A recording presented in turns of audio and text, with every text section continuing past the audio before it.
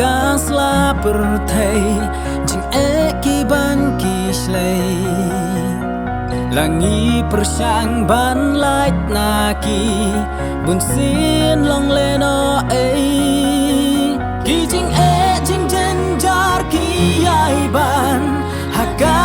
jing em jongi ola kut kilat bangi persang ban wat ka jing yaram long ying long sem ki pai ki pra haman lagi jaga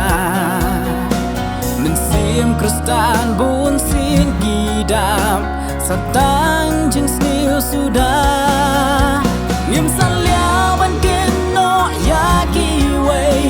tang ban la ya la di ngop ha jing sniu ba i ser kai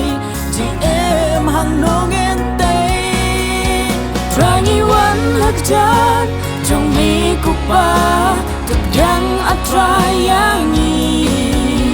dei tang ma mitrai ublei bala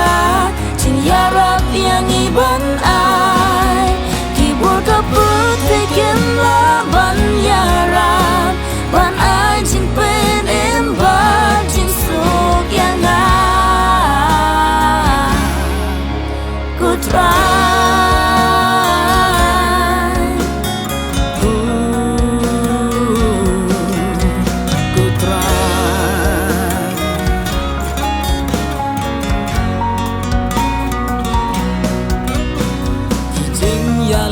ba i ser kai kitma ba i ken sha bang bun jai ki ba i trim hangi ki ju ai ja langi wat jing pen kya ka per thei kem la le ai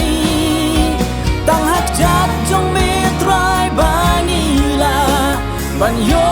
ka jing pen kya jan trong mi kupa tuk yang atrayangi dei tang ma mitrai ublei bala jing yarap yang iban ai kibur kaput tekem la ban yarap ban ai jing pelim ba jing suk yang ai